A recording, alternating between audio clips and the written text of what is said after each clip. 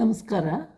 ವನಜಾ ಮಲ್ನಾಡ್ ಚಾನಲ್ಗೆ ಸ್ವಾಗತ. ಹೊಸ ವೀಡಿಯೋಸ್ಗಾಗಿ ಪಕ್ಕದಲ್ಲಿರೋ ಬೆಲ್ಲೈಕನ್ ಮೇಲೆ ಕ್ಲಿಕ್ ಮಾಡಿ ಆಲ್ ಆಪ್ಷನನ್ನು ಸೆಲೆಕ್ಟ್ ಮಾಡಿಕೊಳ್ಳಿ. ನನ್ನ ಚಾನಲ್ ಎಲ್ಲರಿಗೂ ಶೇರ್ ಮಾಡಿ, ಹಾಗೆ ಎಲ್ಲೂ ವೀಡಿಯೋನ ಸ್ಕಿಪ್ ಮಾಡ್ದಂಗೆ ಫುಲ್ಲು ನೋಡಿ. ನಾನಿವತ್ತು ನೆಲನಲ್ಲಿ, ಈ ನೆಲನಲ್ಲಿಯಿಂದ ಏನೇನು ಉಪಯೋಗ ಇದೆ ಅನ್ನೋದನ್ನು ನೋಡೋಣ. ಈ ನೆಲನಲ್ಲಿ ನೋಡಿ, ಇದ್ರದ್ದು ಎಲೆ ಹಿಂಭಾಗ ಕಾಯಿಗಳಿರುತ್ತೆ. ಇದು ಔಷಧಿ ಗುಣಗಳು ತುಂಬ ಇರ್ತವೆ ಇದರಲ್ಲಿ.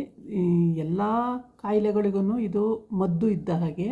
ಮತ್ತು ಇದನ್ನು ನಾವು ಬೆಳಗ್ಗೆ ಟೈಮ್ ತಂದು ಇದನ್ನು ನಾವು ಏನು ಮಾಡಬೇಕು ಅಂದರೆ ಕಷಾಯ ಮಾಡಿಕೊಂಡು ಬೆಳಗ್ಗೆ ನಾವೇನು ತಿಂದೇನೆ ನೀರು ಕುಡಿದೇನೆ ಈ ಕಷಾಯನ ಕುಡಿದ್ರೆ ಮತ್ತು ನಮಗೆ ಜೀರ್ಣಶಕ್ತಿ ಚೆನ್ನಾಗಾಗುತ್ತೆ, ಊಟ ಮಾಡೋಕ್ಕೆ ತುಂಬ ಹಸುವಾಗುತ್ತೆ ಒಂದು.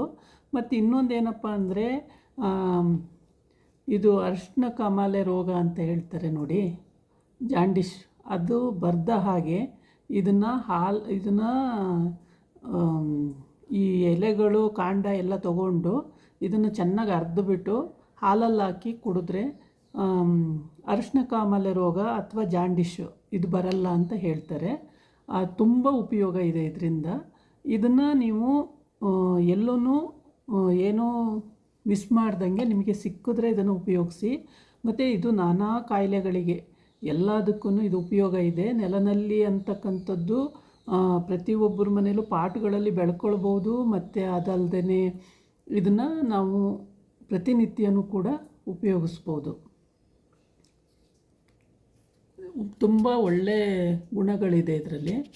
ಅದರಿಂದ ಇದನ್ನು ನೀವು ಪ್ರತಿನಿತ್ಯನೂ ಕೂಡ ಉಪಯೋಗಿಸಿ.